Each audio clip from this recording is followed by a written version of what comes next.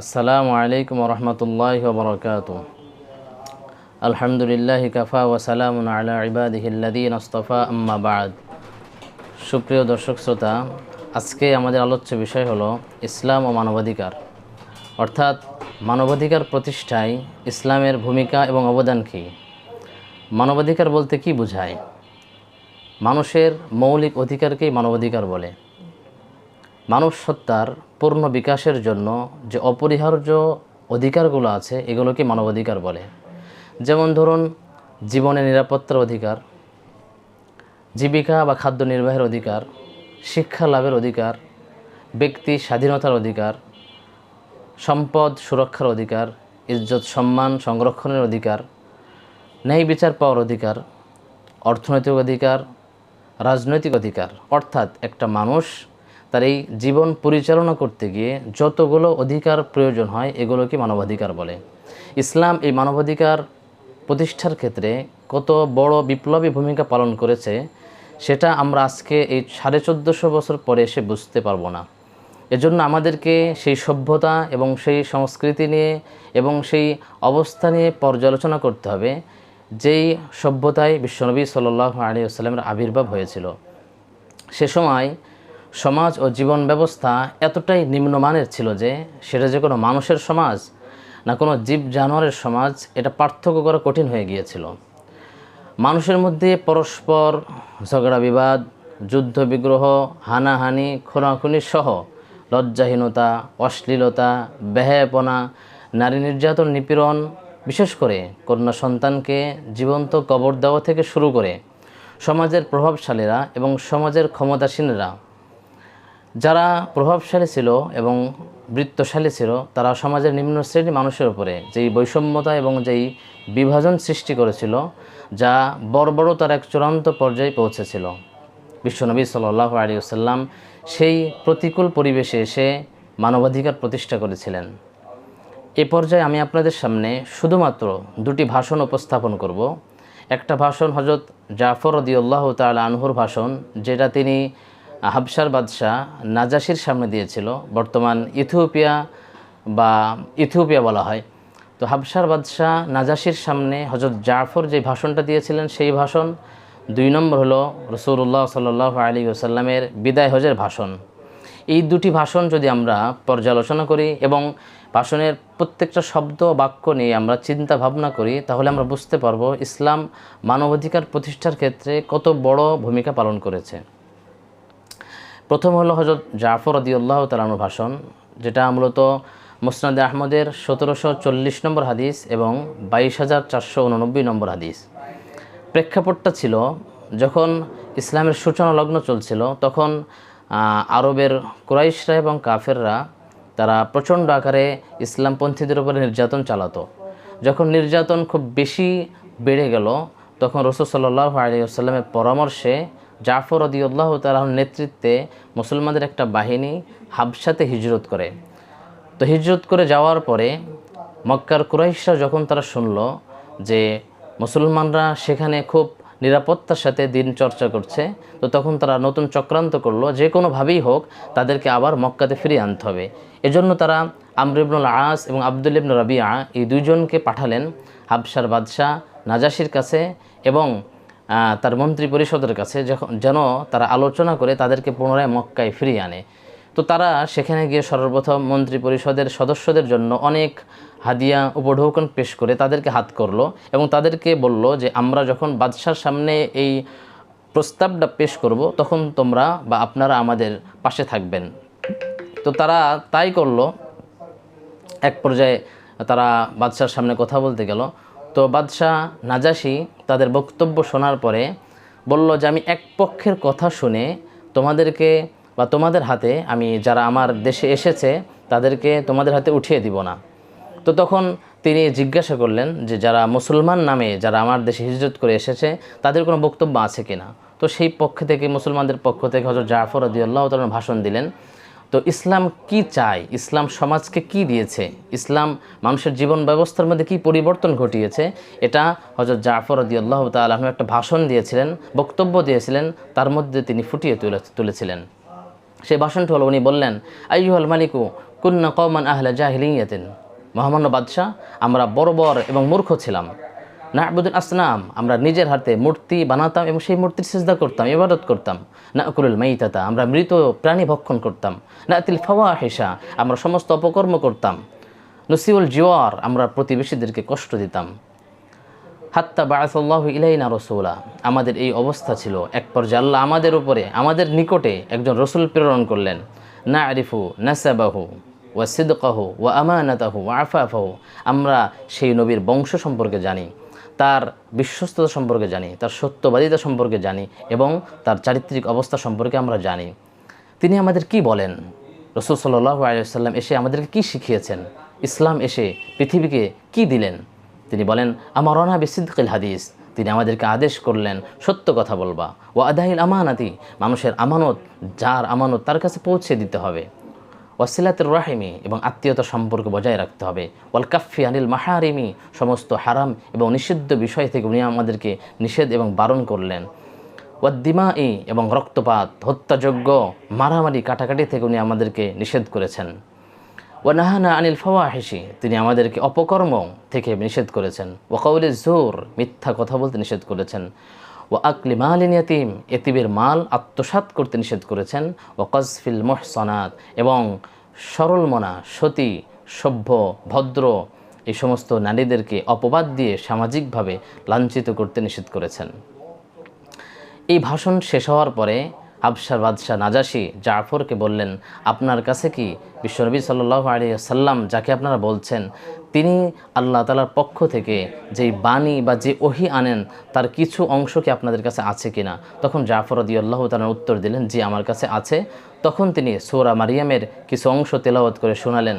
তেলাওয়াত করার পর বাদশাহ কেঁদে ফেললেন এবং এত বেশি কাঁদলেন যে ওনার দাড়ি পর্যন্ত ভিজে গেল। তো এরপরে উনি বললেন, লা উসলিমুহুম ইলাইকুম আবাদা, মক্কার যে সমস্ত কাফেররা মুসলমানদেরকে চক্রান্ত করে ষড়যন্ত্র করে ফিরিয়ে নিতে এসেছিল তাদেরকে বলল যে আমি কিছুতেই তাদেরকে তোমাদের হাতে সুপর্দ বা তোমাদের হাতে উঠিয়ে দিব না। আমরা যদি জাফরের এই ভাষণ, জাফর যে ভাষণটা মূলত নিজের কোনো বক্তব্য নয় বরং ইসলামের বক্তব্য, রাসূল সাল্লাল্লাহু আলাইহি ওয়াসাল্লামের বক্তব্য, এই ভাষণের প্রত্যেকটা শব্দ, প্রত্যেকটা লাইন, প্রত্যেকটা বাক্য নিয়ে যদি আমরা একটু চিন্তা ভাবনা করি তাহলে দেখব প্রত্যেকটা শব্দ মানবাধিকার নিয়ে কথা বলছে। এই পর্যায়ে আমরা দ্বিতীয় যে ভাষণ সেটা আমরা আপনাদের সামনে পেশ করব। দ্বিতীয় ভাষণ হলো রাসূল সাল্লাল্লাহু আলাইহি ওয়াসাল্লামের বিদায় হজের ভাষণ, যা মূলত একটা ভাষণ বলা ভুল হবে, ভাষণ নয় বরং এটা মানবতার মুক্তির সনদ। রাসূল সাল্লাল্লাহু আলাইহি ওয়াসাল্লামের বিদায় হজের ভাষণটা হাদিসের বিভিন্ন কিতাবে বিভিন্নভাবে বর্ণিত আছে। এক নম্বর যেই হাদিসটা আমি পেশ করবো সেটা হলো মুসনাদে আহমদের 23,489 নম্বর হাদিস। রাসূলুল্লাহ সাল্লাল্লাহু আলাইহি ওয়াসাল্লাম মানুষদেরকে লক্ষ্য করে বললেন, আইয়ুহান নাস আলা ইন্না রাব্বাকুম ওয়াহিদ, হে মানুষ সকল, জেনে রাখো তোমাদের প্রত্যেকের রব একজন। ও আবাকুম ওয়াহিদুন, তোমাদের পিতা একজন। আলা লা ফাদলা লি আরাবিয়্যিন আলা আজামি ওয়ালা লি আজামিয়্যিন আলা আরবি, জেনে রাখো কোনো আরব শুধু আরব হওয়ার কারণে অনারবের উপরে তার কোনো শ্রেষ্ঠত্ব নাই। ওয়ালা লি আসওয়াদা আলা আহমারা ওয়ালা লি আহমারা আলা আসওয়াদা, শ্বেতাঙ্গ ফর্সা মানুষ, শ্বেতাঙ্গদের কোনো শ্রেষ্ঠত্ব নাই কৃষ্ণাঙ্গ বা কালো মানুষের উপরে। ইল্লা বিত্তাকওয়া, তবে যদি সে নৈতিক গুণে গুণান্বিত হয়, তার গুণ, মানবীয় গুণাবলী যদি উন্নত হয়, তাহলে সে শ্রেষ্ঠ মানুষ। পাশাপাশি উনি বললেন, ক্বালা আইয়ু ইয়াউমিন হাদা, ও সাহাবারা আজকের দিনটি কোন দিন? তারা বলে ইয়াউমুন হারাম, আজকে তো সম্মানিত দিন, হজের দিন। আইয়ু শাহরিন হাজা, রাসূল জিজ্ঞাসা করলেন আজকের কোন মাস চলছে? সাহাবারা বলল শাহরুন হারাম, পবিত্র মাস, সম্মানিত মাস, কারণ হজের মাস। রাসূল জিজ্ঞাসা করলেন আইয়ু বালাদিন হাজা, এটা কোন শহর? সাহাবার উত্তর দিলেন বালাদুন হারাম, সম্মানিত শহর, কারণ মক্কা নগরী। রাসূলুল্লাহ সাল্লাল্লাহু আলাইহি ওয়াসাল্লাম বলেন ইন্নাল্লাহা হাররামা বাইনাকুম দিমাআকুম ওয়া আমওয়ালাকুম ওয়া আ'রাদাকুম কাহুরমাতি ইয়াউমিকুম হাদা ফি শাহরিকুম হাদা ফি বালাদিকুম হাদা, আজকের দিন যেমন সম্মানিত, আজকের মাস যেমন সম্মানিত, এই মক্কা নগরী যেমন সম্মানিত, এগুলো যেমন পবিত্র, ঠিক তদ্রূপ আল্লাহ তাআলা তোমাদের প্রত্যেকের জন্য তার জীবন, তার সম্মান, তার ইজ্জতকে সম্মানিত করে দিলেন। কেউ কারোর মাল, ইজ্জত, সম্মান, জীবনের উপরে কোনো ধরনের হস্তক্ষেপ করতে পারবে না। প্রত্যেকের জীবনে নিরাপত্তা দিতে হবে, প্রত্যেকের সম্পদ সুরক্ষার নিরাপত্তা দিতে হবে, অধিকার দিতে হবে, এবং প্রত্যেককেই তার সম্মান নিয়ে দুনিয়াতে চলাফেরা করার মতো অধিকার দিতে হবে। রাসূলুল্লাহ সাল্লাল্লাহু আলাইহি ওয়াসাল্লাম এই হাদিসের মধ্যে মূলত 4টি শিক্ষা দিলেন।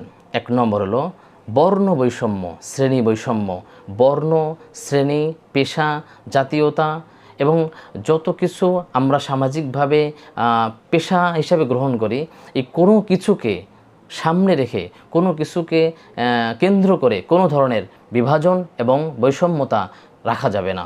সকলে এক এবং সকলে এক হয়ে সমাজে বসবাস করতে হবে।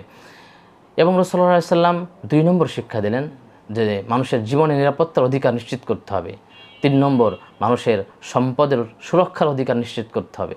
4 নম্বর রাসূলুল্লাহ শিক্ষা দিলেন মানুষের ইজ্জত, সম্মান, সুরক্ষার অধিকার নিশ্চিত করতে হবে।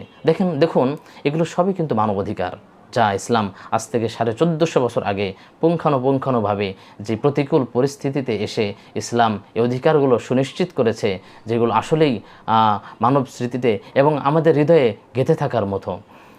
এরপরের হাদিস যেটা, এটা মুসলিম শরীফের 1218 নম্বর হাদিস, এটাও বিদায় হজ্জের ভাষণের অংশ। মুসলিম শরীফের 1218 নম্বর হাদিসে রাসূলুল্লাহ সাল্লাল্লাহু আলাইহি ওয়াসাল্লাম বলেন, আলা কুল্লু শাইইন মিন আমরিল জাহিলিয়াতি তাহতা কদামাইয়া মাওদুউন। শুনে রাখো, জাহিলি যুগের যত অপসংস্কৃতি, যত কুপ্রথা আছে, সব আজকে আমি বাতিল ঘোষণা করলাম। দিমাউল জাহিলিয়াতি মাওদুআতুন, জাহিলি যুগের হত্যাকাণ্ডকে কেন্দ্র করে, জাহিলি যুগে সংঘটিত যে হত্যাকাণ্ড, এটাকে কেন্দ্র করে বছরের পর বছর বিভিন্ন সম্প্রদায়ের মাঝে যে রক্তপাত লেগেই থাকতো, এগুলোকে আমি আজকে বাতিল করে দিলাম। জাহিলি যুগের কোনো হত্যাকাণ্ডকে কেন্দ্র করে আজকের পর থেকে কোনো মারামারি, হানাহানি, কাটাকাটি কেউ করতে পারবে না। ও রিবাল জাহিলিয়াতি মাওদুউন, রাসূল বললেন যে মানুষের সম্পদ এবং মানুষের রক্ত চুষে খাওয়ার যে কুপ্রথা, সুদ প্রথা, এটাকে আমি নিষেধ করলাম এবং নিষিদ্ধ ঘোষণা করলাম। আজকে তোমরা যারা সুদ এবং লাভের জন্য টাকা খাটিয়েছ, তারা শুধুমাত্র মূল টাকা ফেরত পাবে, কোনো ধরনের সুদ ফেরত পাবে না। আজকে থেকে সমস্ত সুদকে আমি বাতিল ঘোষণা করলাম। রাসূল সাল্লাল্লাহু আলাইহি ওয়াসাল্লাম শেষে বললেন, ফাত্তাকুল্লাহ ফিন নিসা, মহিলাদের ব্যাপারে তোমরা আল্লাহকে ভয় করো, নারীদের ব্যাপারে আল্লাহকে ভয় করো। ফা ইন্নাকুম আখাযতুমুহুন্না বিআমানিল্লাহ, কেননা নারীদেরকে তোমরা আল্লাহর আমানত হিসেবে গ্রহণ করেছো।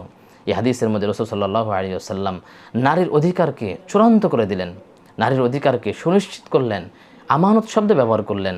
আমরা যখন কারোর আমানত গ্রহণ করি বা কেউ আমার কাছে আমানত রাখে, সেক্ষেত্রে আমার উপরে উচিত হলো বা আবশ্যক হলো সেই আমানতটা তার কাছে পৌঁছে দেওয়া।